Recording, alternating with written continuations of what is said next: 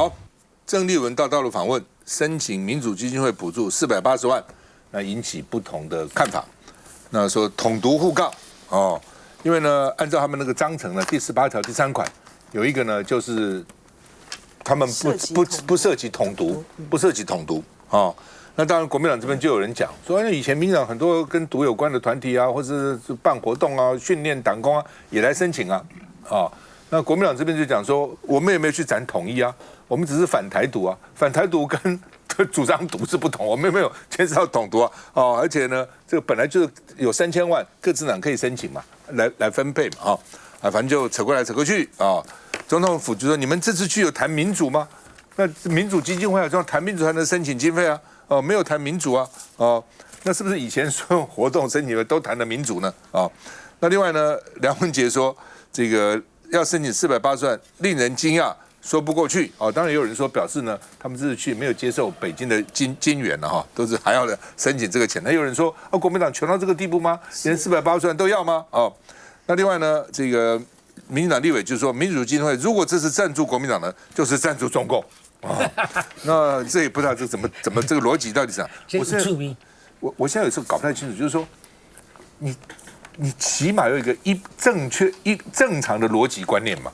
有时候你这些政治人物真的讲的话，不知道你在讲些什么，就你那个脑筋到底是怎么弄？那你还要去审国家的预算、审国家的法律、审国家的法案、审国家的政策，实在我实在是不敢相信我们的品质好吧？国民党说这是符合民主基金会的宗旨，是经得起检验的那林卓水说补助标准希望酸蓝赢了，两岸变成国际关系了，意思就是说呢，他们要跟国际有关系才补助了那因为国民党一直说两岸不是国际关系嘛那另外呢，王宏威说，那绿营的侧翼也在拿主题这个民进党申请补助跟民主无关呢民进党周边侧翼一样在补助啊，但是民进党很贼啊，主题前面都放一个民主啊，譬如说民主性平小学堂，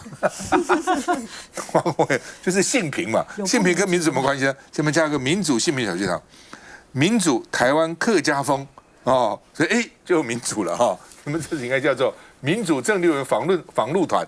那另外呢，林主任也讽刺说，你是领台独的金援去朝贡嘛？因为共产党有说民主基金会是这个要制裁，因为呢跟独派赞助独派的活动张亚中没关系，孙文学校买单，我们给你出钱。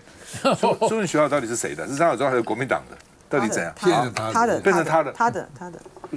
没有变成啦，就是他的。但是原来就是他的吗？不是，原来是洪秀柱。原来在国民党的时候在洪秀柱之前是属于国民党，洪秀柱之后就属于张亚中的。我来跟各位报告一下，这个民主基金会它是按照立委的人数都有3个党或几个党都有分配嘛因为我以前做过国民党的政策会执行长，这个是进到我管的那个的，但是我们都交给党中央去用。那党中央讲我只要符合报销的东西，我相信志涵现在也很清楚这个民众党现在也可以去申请那个，我只要符合报销的东西，我们就去报销。什么叫报销？以前符合报销是什么意思？单据有单据，就单据，就机票啊什么东西。反正我在给你这个quota里面3000万，按照人数来分嘛对，我们现在是民进党跟那个国民党都是1400万嘛，对，民众党少一点嘛，对不对？200多，就按照纯粹按照人数所以以前那么10之多年了没有人提过这样子的问题，就是我是报机票、报住宿当然这个他报的机票是去大陆，但是你说去美国或者是或者是以前有的政党要接待从这个独派的人或什么样的人来，他的机票他也可以去报。当然现在变成一个题目了，这个大家互相，要不我干脆就建议以后这3000万通通取消就算了。郑丽文现在到美国，他不是6月到美国吗？郑丽文民主访美团，我们看一下。成立的目的其实是为了要突破中共对台湾在外交上面天罗地网的包围，所以民主基金会的补助款应该都是要往这个方向去做。那你今天怎么会说，我反而是补助一笔钱，然后去跟中共做交流？啊，这个是无论如何都讲不过去的。其实梁文杰的这个讲法啊，恰恰的就是证明说，我们这次此行呢，就是宣扬了民主的价值。的确，这个大陆方面呢，他制裁了民主基金会，但是就表示大陆的制裁不及于台湾的法律啊，他制裁没有用啊，我们照样是可以去访问啊。这第一个，第二个就是说，民进党真的很荒，民进党政府真的很荒唐哈。依照这个经费的补助，就是像刚才副委员所说的，当然我只要在这个范围之内的话呢，过去呢常来就是你就符合你比较机票啊、单据啊的规定呢，符合了之后呢，大家都不问内容的。所以说，民进党呢就补助了一堆海外的团体啦，好，大概有一些也是独派的组织啦，就友好的组织等等，这东西太多太多了。至于说什么涉及统独，我们有什么涉及统独？请大家去翻翻中华民国宪法好不好？就是我们完全就是符合宪政体制去的。我觉得民进党呢，就是在应对到这一次呢，国民党的这个访问团，他不但带回来的这8项啦，其实10项里面，其实1、2项是跟国民党跟共产党之间的交流有关，主要是3到8项里面，他们完全没有想到说，哇，大陆竟然说过去呢是民进党呢巴巴的要小两会啊、观光小两会啊、民航小两会，但是呢大陆就不理。然后这一次呢，大陆主动出招了。我在4月7号的时候呢，就发函，就小两会就发函说，我们可以来谈。就民进党呢完全就慌了手脚哈，民进党大概觉得说怎么办？今天呢，如果说我真的接下来这个民航小两会，然后呢，真的让这些的航点呢，通通都开放，这里面的航点西安啊、乌鲁木齐，这个民进党不是常常讲这个乌鲁木齐、新疆、大陆有多管制、多管制，那这样子不让台湾的、不让两边的民众飞来看看吗？而且他们说什么什么去程来回程少。开玩笑，你们到这个机场去看看。现在呢，因为没有开放团客，也没有开放这个自由行啊，大家都是化整为零啊。我们去查一查就知道了。每一年我们到什么新疆啦、蒙古啦的民众有多少？非常的多。所以我常常觉得啊。对，他有去就有回啊。当然啦，有去就有回啊。有去一定要回来，有去就有回啊。去搭这个航空是回来搭另外一个，不可能啊。我其实常常觉得，我当党工的资历也不过才1个多月啊。我其实以前的时候，我就常常就觉得说，许信良主席，我记得许信良主席那时候曾经讲过，他觉得就承认这个一中各表有什么问题？好，承认当时候还没有9·2共识呢，就承认一中各表有什么问题，承认9·2共识有什么问题？他觉得一旦承认民进党一旦承认了这个之后呢，两岸的那个结就化解了。我其实常常想说，好可怕，好可怕。那哪一天呢？如果说这个民进党呢，就真的接受了有大佬这个部分哈，我一定要跟大佬再讲一下，就是说这个不是国民党的9·2共识，这个是两岸政府授权的白手套海基会、海协会，在这个1992年香港会谈所达成的这个9·2共识。就是说，如果今天呢，民进党政府真的接受了这个9·2共识的话，那国民党呢，在长期以来呢，认为说大陆啊，两岸这边是它的这个强项的部分，可能大家就要真的是要专注在说，在国内的民生上面来弄了。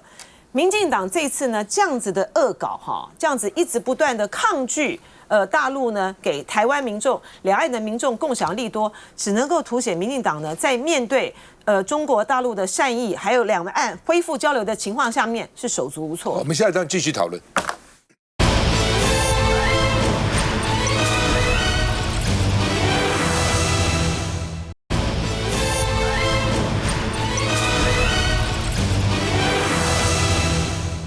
好，那么因为呢，这个郑丽文带团到大陆访问了，回来向民主基金会申请480万。那民主基金会基本上每年呢，这个政府是不给他1亿5千万了，那做各种活动。那其中3000万以上政党可以申请的。那以往的惯例就按照政党的这个席次政党席次来分这个3000万了哈。那不过我看费鸿泰刚刚讲的也不错，真的不行就通通不要申请，都删掉算了。哦，不过通通删掉国民党比较惨，因为国民党现在没什么钱，民进党很多钱，所以民进党根本不在乎你删掉。你还是比他行。民进党是不在乎的，好吧？这个到底该不该申请这个钱啊？那总统府是说都没有谈民主嘛，那怎么到民主基金会去申请呢？老沈，我来讲一讲哈，我觉得这件事情凸显的是一个有趣的讽刺啊。哦，你说要说，郑丽文你去北京没有谈到民主，怎么会没有呢？严格的讲，习近平有讲，只要国土不分裂，台湾人民自主的选择，他没有意见了啊，那不是民主吗？那是100%的民主啊！哦，为什么他会讲你没有谈到民主？这个跟当初阿扁成立这个基金会的原始的动机是有关的嘛？因为那个时候是台湾所要的是国际空间啊，就是要在国际的舞台上能够入联啊，能够有声音啊就好，对不对？他万阿扁成立这个的时候，万没有想到今天有郑丽文的北京之行，而这个整个过程这样，是当初这个基金会成立的时候的所没有想到的哦。而且这个基金会里头很重要的角色是王金平，王金平也大概也没有想到这些了。那现在问题是，这个东西郑丽文这一路所主张的发言啊、内容啊、动作啊，这个如果是严格讲起来，你们是可以申请的，因为没有什么东西违背。但是呢，跟当初主导这个动作、主导这个基金的人想，也后悔，真的吐血，因为他不是这个目的啊，你刚好跟他相反了，啊，你竟然加入大，刚来给他提亲，对不对啊？他没有什么不可以啊，他照表面上的文字讲，当然是可以，所以我觉得这个钱国民党不容易拿到了，他们一定拼死拼活。不给你拿，因为这公家的钱给你拿又有什么关系呢？脸上挂不住啊。苗不正，我先回应一下南英姐刚刚讲到两岸的这个关于谈治航事情啊，我就稍微补充一下，因为梁文杰他完整一点讲法应该是认为说，现在就刚刚讲到没有回头过来这一边，因为现在中国。这一次包含另外一个内容，说要恢复福建跟上海的中客自由行嘛，说其他城市现在中国还是没有开放的。那以台湾人方面，虽然我们政府现在这边是没有松绑团客，可是包含大家在自由行的部分，其实你要去中国基本上都是自由的嘛。所以我觉得梁文杰的一个立场只是认为说，中国应该先回到对等、互相的一个基础上啊，再来去谈这个交通的部分。那讲回来，这个民主基金会其实有两个部分啊，一个事情是说没有说跟委员刚提到的，一个是报销的原则。其实民主基金会报销作业要点里面有一个部分啦，我可能也提醒一下国民党，是说民主基金会补助的报销作业要点里面有规定说，包含在交通费的部分，其实机票是基本上是补经济舱啊，不往上补。就不去补。那在这一次，因为郑丽文主席一行人，我是看媒体报道，大概有20位是坐商务舱所以这个部分可能是不适用报销作业要点，这是比较小的事情。那一个主要部分，那另外一个是跟大佬刚刚讲的脉络的，其实也没有错哈，因为民主基金会在2003年成立，大家看到章程其实有3个方向，一个事情是说跟民主国家之间强化交流啊，就所谓外交往来、智库交流；另外一个是我们鼓励其他国家、亚洲国家鼓励他们的民主化啊，就是我们也来帮你们。那第3个是台湾内部民主跟人权的深化，所以就说它整个组织之所以外交部每年拨1.5亿的一个原始用意，其实希望虽然没有点名啦，但就希望我们跟民主国家之间强化往来啊，强化对于独裁威权的韧性嘛。所以大家当然会觉得说郑丽文这一次去访中，然后请民主基金会补助是一个讽刺的事情。但我这边就要讲一下，我觉得这就是我对郑丽文主席不满的地方了，就是说，如果你单纯是要去中国表达对两岸一个更友善的态度，不同的立场、更友善的一个姿态，基本上我是尊重。但是为什么我们对一些事情感到反感？就因为有时候觉得说你的口径太过了，怎么会顺着甚至都变成顺着中国口径来谴责台湾自己？例如说，郑丽文主席上馆长专访讲说，无人机应该要送奶茶，不应该送飞弹。当然是这样，当然好啊。可是那为什么郑丽文主席去中国的时候不讲？那我们都知道，难道俄罗斯在俄乌战场上的无人机没有用大疆吗？难道伊朗的见证者没有中国的技术吗？那你这个话应该要跟中国讲啊！你回来台湾骂给谁听呢？难道是我们今天想要把无人机去发展成军事产业？我们也是被迫为之啊。那第二点，另外一个我就觉得更离谱的事情，郑丽文怎么会去讲说习近平对台湾是帮成一家人？大陆所谓的动武是针对台独，就是郑丽文怎么可以这样讲呢？你要帮习近平讲话，你也说习近平不会对台湾动武，怎么会说习近平要动武？今天是要打台独呢？第一个我已经讲过，之前中国所谓定义的台独，就是你就算是中华民国独，永远中华民国，他都觉得你是台独啊。第二个事情是好，就算我今天主张台独，我今天我的政治立场，我相信对中国来说就是妥妥是台独了，那又怎么了？难道习近平就他这样就应该打我吗？他就可以打我吗？那你郑丽文主席身为台湾的民主政党国民党的党主席，你居然帮习近平说没有，习近平要打的是台独了，那什么意思？有一天我被炸死活该吗？所以就觉得说，那你讲这个话真的是有点太站过去中国立场，太红统了。我觉得这个有失台湾民主政党党主席的身份。因为吴峥这样讲，我必须要回应了哈。这什么叫做说你不有当着习近平面讲，你们都没有听他在洋山港的谈话吗？那一天呢，就正是东海这个大陆举行东海演习的时候，他就说天上飞的应该是鸟，不是飞弹；海里游的应该是鱼，不是潜舰吧，是舰艇之类的哈。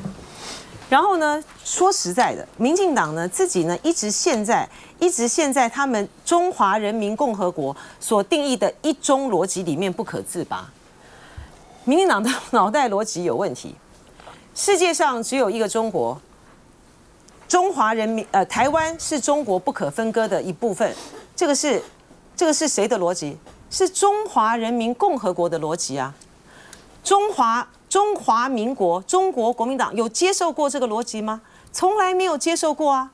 我们讲的9·2共识就是，我说我的中华民国，你说你的中华人民共和国，我们也认为啊，跟我们所有签邦交的这个国家。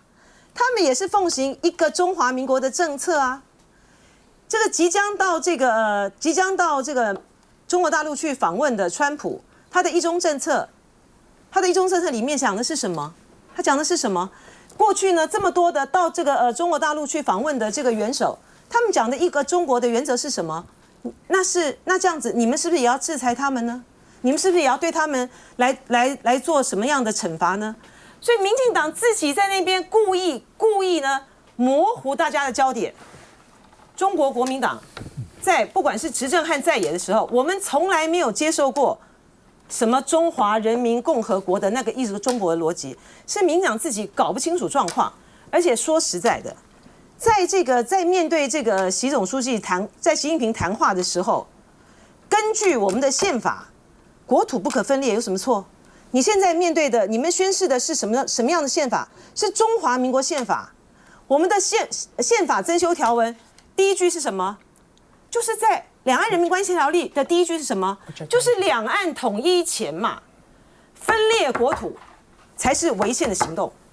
志涵，我认为在这个民主基金会，刚刚其实有提到一个它的重要的要点是要鼓励民主化。那我们当然也希望这样子民主化的经验可以推广到亚洲的各个国家。至于在我们中华民国宪法的这个架构之下，那是不是适用于到中国去出访，要不要厘清这件事情，我觉得是可以讨论的。但是该怎么申请，该怎么核销，它本身就有一定的规范。那我也蛮认同，就是说。像这样子的一笔公帑现在有些人呼吁说，应该要把所有的，不管是你的这个开支，或者你申请的名目，以及你是如何核销的，应该公布。这一点，台湾民众党是支持的。我们过去呢，在这个，因为我们这一届才有8位立法委员，那我们大约是一年是200多万，那我们是非常遵节使用。除了赴美去参访，还有呢到美国、到日本参访之外，我们过去做了这个联合政府的一些论坛，邀请一些日本的学者到台湾来演讲。这个我们也是用了同样的一笔经费，所以这笔经费其实对台湾民众来说还蛮重要的，因为我们这个党比较小，然后这个经费呢也非常的拮据。那我认为呢，它的这个设立的原意是非常非常的正当的。至于说郑丽文主席他到对岸有没有推广民主这件事，其实我觉得郑丽文主席有一句话讲得非常的大气。我记得他在这个记者会上他说，他或许没有办法做到最好，但是他今天抛砖引玉，他愿意到中国来进行访问，他也希望后面还有更多的政党也能够促进交流，也许有人会做得比他还要更好，这不就是一个民主的精神吗？就是呢多元的参与，然后呢我们是推广了民主的制度，然后让台湾的人民来自己选择了自己习惯的，然后呢支持的生活的方式。所以我觉得其实这个跟推广民主或者推广交流之间本身并不是违背的，只是说未来这笔经费的核销，不管是民众党也好，民进党也好，国民党也好，我认为这笔经费是应该要受到监督的。赖清辉。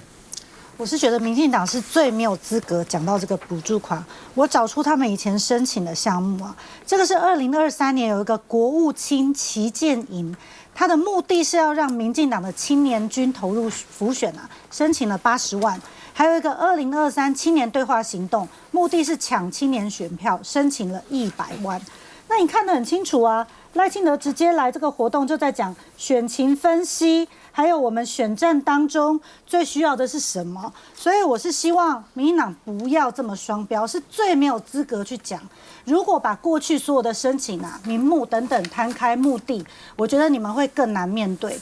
再来讲这个郑丽文主席出访，他希望为渴望和平、不要发生战争的民众表达声音，并且带回来说，希望有些县市可以有农渔产品的交流啊、输出啊，还有影视文化的输出啊，这不是很好吗？我们有这么多文化部补助的好的作品，这个时候就是认知作战回去最好的时候了。然后他也谈及了中华民国，不是吗？这些都是跟民主的核心价值息息相关的，所以我不希望民主基金会最后的民主是流于民进党做主。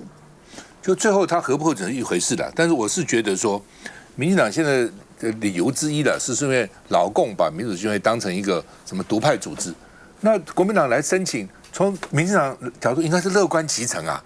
那既然是老共讲的独派组织，我都去申请了，那你已经也从某个角度也是否定了老共的讲法嘛？哦，这是一个了哈。那好像这个不管了哈，基本上呢就是说，我刚刚郑丽文说，飞弹是只打台独，我刚刚就已经笑他了嘛。无人机怎么载飞弹呢？无人机是不可能载飞弹的嘛。飞弹怎么瞄准谁是台独，谁不是台独呢？假如飞弹打下来，不会只打吴征嘛？我们可能会被打到，吓死了！坐在那旁边，不是我的意思说，吓死了。所以基本上打到这边你也没了。也许郑丽文不管他怎么讲，他的意思嘛，他意思就是说，可能说你不台独就不会打你。我真的一直主张，郑丽文之前我就主张，如果能够跟习近平要求，台湾不独，老共就不打。就是我打你，只有因为你台湾宣布独立了，我才打。道理很简单，因为他讲过，中国人不打中国人嘛。如果你没有宣布独立，你就是中国人嘛。你就算你嘴巴讲不是，你还是。那你没有宣布你没有宣布独立，我变成一个台湾共和国，那你是什么国？中华民国？中华民国不中国吗？所以那我就不打嘛。所以中国人不打中国人，你套住他，因为我没有独立了，你就不能打我嘛。今天如果台湾今天真的宣布独立，我成立个台湾什么共和国。我们在座7个，大概除了吴征以外，其他6个人如果是习近平都会打。你吴征如果是习近平，你也会打。你不可能容忍这个事情嘛，在历史上留下臭名，怎么可能呢？记得吗？在这个97吧，97之前，香港要回归中国大陆，对不对？中国大陆拿去，柴契尔夫人到大陆，柴契尔夫人去找邓小平谈了，说能不能那前20年还前15年，说将来97以后，主权还给你。让我英国治理，你共产党怎么能把香港治理好呢？邓小平怎么会答呢？他说：“如果我答应你，我就是晚清的李鸿章。” No， 所以这个柴契尔夫人在好像上季还是什么时候啊？人民大会堂跌了一跤嘛，但很失望。他觉得说，主权还你了，让我继续治理有什么不好呢？对吧？好处我们大家分就好了。邓小平说：“我就是晚清的李鸿章。”没有一个领导人可以允许这样的事情。所以，如果你今天习近平说，台湾只要不独立，我就不打你，就好了。他不肯讲这个话，我也不懂为什么不讲。讲这个话会怎样呢？休息一下再回来。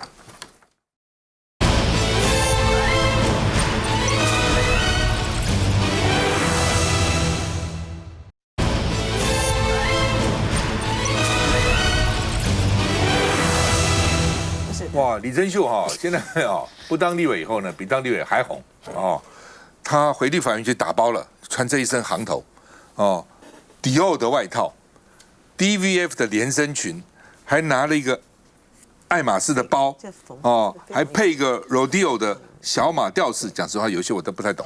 那说是很高档行家说很高档，而且开保时捷 ，Porsche， 开保时捷他们好像讲英念 Porsche 还是什么了法文的那不管了那李珍秀，你等下问他你怎么这样奢华？女生就是爱漂亮，爱漂亮有罪吗？不能爱漂亮吗？可以爱漂亮那另外呢，还说我经得起检视啊，而且他说，国台办应该要对黄国昌终身追责，追究黄国昌的责任。哦。这个最好笑。那他说呢，因为他说如果国台办要为陆配遮风挡雨，就要追究黄国昌，黄国昌把我们陆配干掉了啊。那然后呢，梁文杰说很有戏剧性呢，觉得李正秀最近在很多绿台啊，这个表现的哇，这个攻击力蛮强的哈，打民进党打得很强，他跟什么王国川辩论也蛮强的。那我就不懂，那时候在立法院，他站在质询台上，在质询内政部长、质询行政院长，他们不理他，然后呢还叫他李女士，那时候为什么没有发挥这样的战斗力哈？那时候应该发挥这样的战斗力，好像也没有，又哭啊，又笑啊，又闹啊，哇，那个时候如果发挥这样的战斗力那才轰动哈。那另外呢，李珍秀枪口转向了，有骂民进党说间谍都在总统府，但是柯文哲是绝对清清白白的那另外呢，柯文哲说怎么去绿媒乱讲话呢？那这个民众党立委洪玉祥劝他了说态度决定高度了，格局决定结局了，速度决定速度。我觉得讲这些话其实都没什么用了来，我们看一下。因为我买了好多衣服都没机会穿。穿着要价894欧，大约3万多台币的 Valentino 橘色洋装，前立委李珍秀没了立委身份之后，穿搭也开始讲究。毕业的时候好像是不是没有特别打扮？当然不行啊！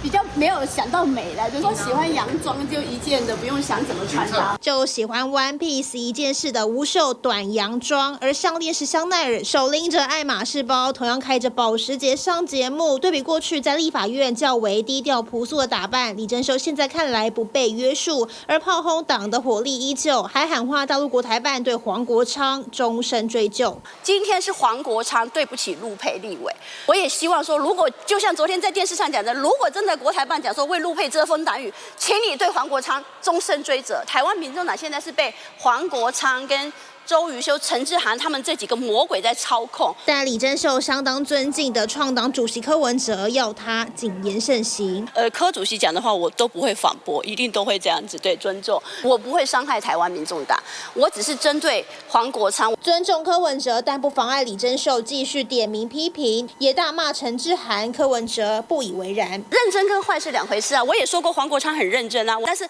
他从来没有把我当过他的学生，没有把我当过他自己人，所以他才必须出之而后快嘛。从13号被民众党开闸后，3天下来上了10多个电视、广播、网络节目，通告满档。以行情价3000到5000来看，3天通告费大约5万元。16号还和民众党对上。我也会问你的很清楚的一些定调，希望你可以讲清楚。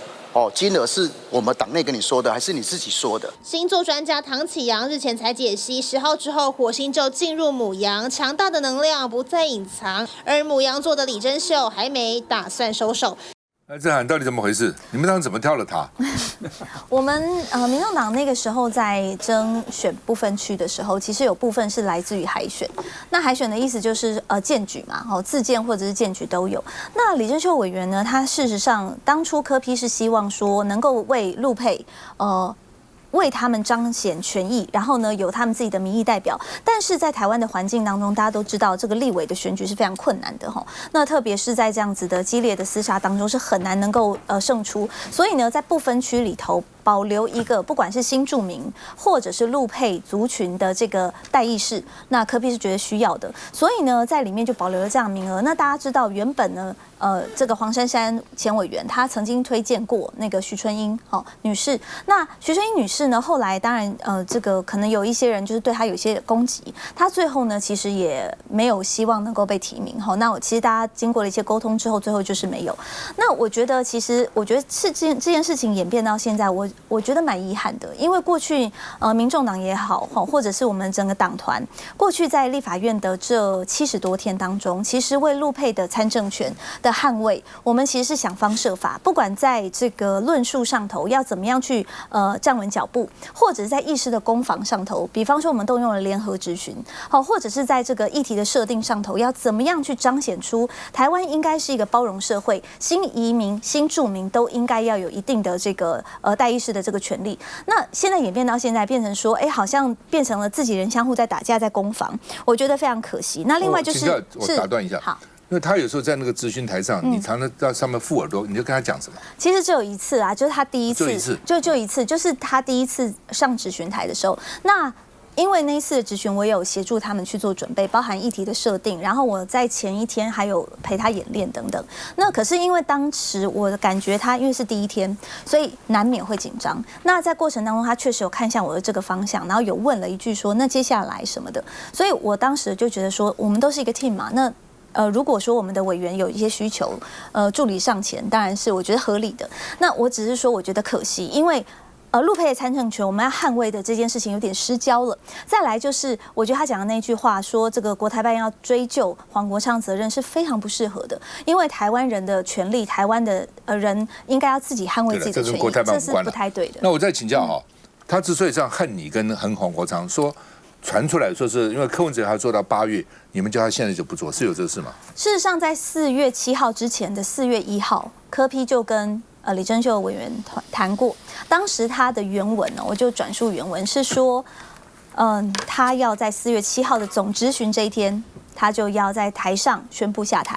然后呢，他说，他绝对没有第二句话，他绝对说到做到，只是说如何去执行。那时候没有讲，所以才会在4月7号的当天，我们去问他说：“那你等一下打算怎么执行？你是在总质询的时候当场宣布，还是等出来再开记者会？”可是，在那场4月7号的这个小会议当中，李珍秀委员呢，他突然改口，他变成说我要在这个做到8月31。可是大家应该都知道，我们现在会期不是到8月31，现在根本没有这个选项啊。我们的法定会期到5月31，现在都还没有延会。第二个是他后来具体提出了所谓的权益。然后谁买单等等，他当时有答应柯文哲4月7号，他4月1号答应的，4月1号对答应说在总质询的那一天，他在质询台上宣布他要请，就是4月7号那一天。对。好，那另外就是说，昨天我看联合报也有一个栏说，你们为什么不公布一刀毙命的证据？他们讲来讲去，他跟黄国昌说，你到底有没有说要钱？哦，你自己清楚。到底有没有？其实他已经承认啦。第一个，在中评会上头我们有会议记录，完整的会议记录。那他有在上面签名，当然他有补充，因为他的理由是说我没有一开始就要钱。好，我是说我的附带条件是你要让我做到8月底。但是问题是我们回到最前提嘛，4月1号那一天他是无条件哦，就是直接说我在这个总质询当天我就会宣布。所以这个，然后另外有没有录音或记录？我们有记录，好，然后而且当场所有的人都签名了，就是说我们听到的东西。另外就是他并没有否认，他有说过那些话，薪资福利什么东西，房租各方面的东西都是他自己说的。那有一说他要求说，把他任期可以领到的钱啊、待遇啊什么都要还给他，有这个事吗？他有这样要求吗？他的原文是这样子，第一个是先说我该有的权益要给我，我本来就可以当2年，所以呢没有当完的这些的这个福利薪资待遇要给我。那中间甚至有提到房租，因为他说他现在住在大安会馆，那如果说他离开大安会馆的话，那后面的房租，所以除了薪资还有房租等等等等，那这些东西都不是我们提的，是他提出来。但是我觉得国昌主席也很明确告诉他说，公职是不能够拿任何条件来交换的。再回到最原初，他当初答应柯 P， 他对外也是这样说嘛，都说为党好，然后如果柯 P 说他要他离开的话，他会。那他在跟柯 P 的对话当中，柯 P 不是直接说你辞职，是他自己抛出来说，我要在4月7号总质询的时候当场宣布，然后我绝对说到做到，就是这样。所以这些都有记录，就是包括他要求什么未来2年啊，什么这个待遇都有。是，然后在中评会上，他也承认了他是有这样说，不过他转了一个弯，他变成说是我希望能够到8月底，是因为你们不给我到8月底，所以我才会要求这些。那另外，高虹安当时什么助理费啊，什么甚至什么，是不是他发起的带头的？真的这个事情吗？这个事情应该是说，确实我们有看到检举的一些文件原始的检举文件。那在检举人签名确实是他本人，他也承认。对这件事情，就是说，去具名检举，不管是虹安市长或者是虹安市长的这个助理，说可能有挪用或者是干嘛的一个状况，然后确实他具名检举，但里面很多东西到最后都是不起诉。是子虚乌有的，所以这个东西确实在党内也有一些的讨论。那这个事情实在，他检举高虹安这些事情不成立了，但是呢，检举高虹安这个事情是在你们提名他当不分区之前，你们提名不分区都不考察一下这个吗？据我所知，是在提名之后我们才知道，因为那个提名了他以后才对，因为那个检举不是那个是到判决书他附在那个判决书里头，然后竟然把人家的检举信附在判决书里面。所以我觉得也很荒谬啊！你如果说是这个人是去吹哨者，好，假设他是一个吹哨者，然后他去检举具名检举，你把这个判决书附在里头，那所有阅卷的人，不管是律师、法官当中经手的人都可以看得到。对，休息一下再回来。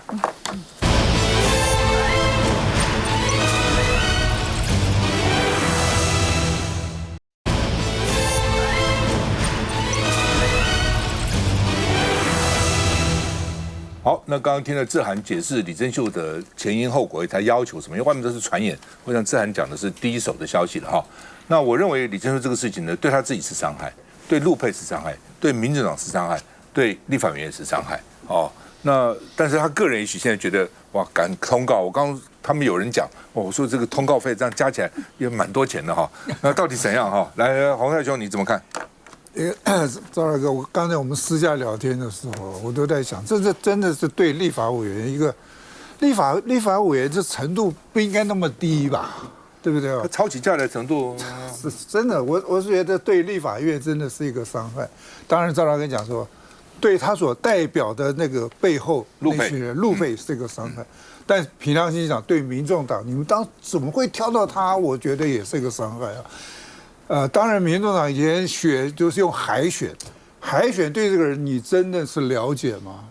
你对一个党，你到底你的忠诚度是什么？所以你是说不应该光靠海选？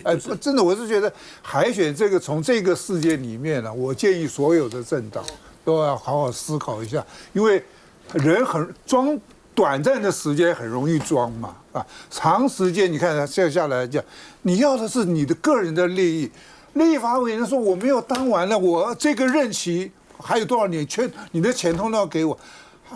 更好笑的哈，在大安会馆或哪会馆都是就是新竹以南的人，你才可以住，你才可以申请去住。哎，你不当了立委，还有这个也是我的福利，你也要。那请问你的助理费你要不要？你还有你出国去访问的钱，你要不要？这个很荒谬。代表我平常讲哈，我不太愿意像用那么重的话去谴责人，但是我是觉得他对不起台湾的民主。那吴征豪，我要请教哈，他在当立委的时候，你们都说他不是立委，是女士，对不对？因为他没有放弃国籍。现在我看那个你们的友台上都称他打出来名牌都是李秀珍委员。叫他都叫做，哎呦，这姐啊，秀姐啊，哦，还称他委员了，怎么会？你这个问题怎么问他呢？他跟那些友台没有关系啊，我听你讲。你讲，怎么有关系呢？你有种，你就把三立民视的那个请来这里，你当面指他，这人吴征管不了。好吧，就讲讲嘛，你不好吧？你至少看这个现象，你觉得？我在友台有跟他同台，然后其实我也称她李珍秀女士，然后现在不同了，有的我看有的主持人称她为还要叫她也不前民众党党员，因为她现在连党的资格都没有了嘛。那我也有看到也有其他节目的制作方说因为这是李珍秀要求的，她这样才愿意来上节目。那当然，我觉得这个。怎么讲？收视率很热闹嘛，因为大家觉得说这个很八卦，然后很像在分手擂台。你也在现场啊？对，我跟他同台过一次。你这样顺水推舟啊？什么顺水推舟？我叫她女士，我叫她女士都一样啊。对了，都一样啦。都一样。我叫她，你就是应该要不一样才对。继续讲。好，就刚讲到哪？你怎么讲？你觉得不好的？对，所以这个问题就是说，当然其实我在现场也跟他讲过，因为。这个除了会回到他身份问题嘛，那我们民进党立场自始至终啊，觉得说他应该要完成放弃国籍这个手续，才不会有双重国籍从政问题啊。那只是讲回来，这个都讲到烂了。双重国籍不是这个讲到烂了。那只是我觉得讲回来是说，我觉得这暴露出来一个问题啦，就是。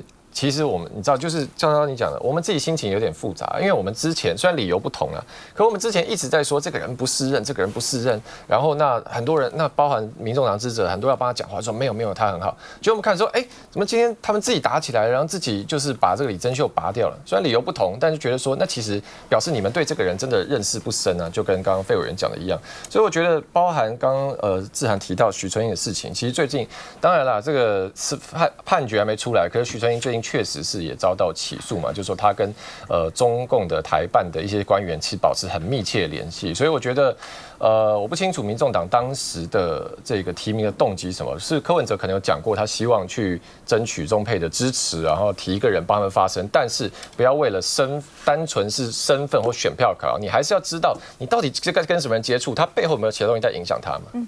这个我还是回应一下哈，我们当然是在这个新住民的权益的部分的捍卫，这是一个非常核心的目标。但我也认同哈，不管是海选或是任何的方式，立法委员是一个非常崇高的职务，他在国家的这个公器里头是非常重要的地位，所以这件事情应该要谨慎。那再来就是徐春英的部分，我还是要说，徐春英其实在过去生活在台湾这么久的时间，他其实不只是跟国民党、民众党，我相信跟民进党也多有接触，甚至过去在陆委会办的活动哦，就是我记得就是在去年的5月的这个母亲节的活动，还有2024年，当时呢，他们要去要求说很多陆配回去放弃户籍这件事，还要求徐春英帮忙来推广。所以其实他就是在陆配族群当中一个非常一个重要的角色。当时我们也是看到了他在这个陆配族群当中很有分量，所以才希望能够举荐他。来，金惠委。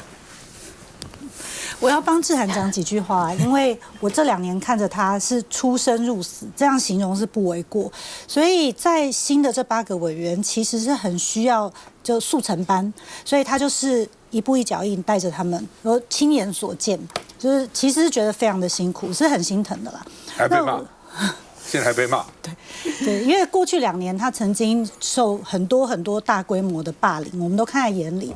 那现在刚开始带这8个人，他也非常的尽心尽力。那我觉得国民党跟民众党是一致，我们当然支持所有新住民还有陆配的参政权。我自己是妇产科医师，所以我现在很多病人什么国籍都有，而且现在的陆配其实各半，这个性别是各半。其实陆配对台湾的贡献是很大的。你到那个市场啊，到很多地方，他们都很辛苦在那边，而且很能干的，很多是很能干的。那也不只是，有时候是先生是陆配，或者是太太是陆配嘛。现在越来越多先生陆配了。对，因此我会希望民众党赶快用大智慧，我看柯建主席也出来说话，然后赶快翻页，因为我们未来还有很多要共同合作的法案。对，那像上次沈大佬很关心的出生率，我们现在变0.692。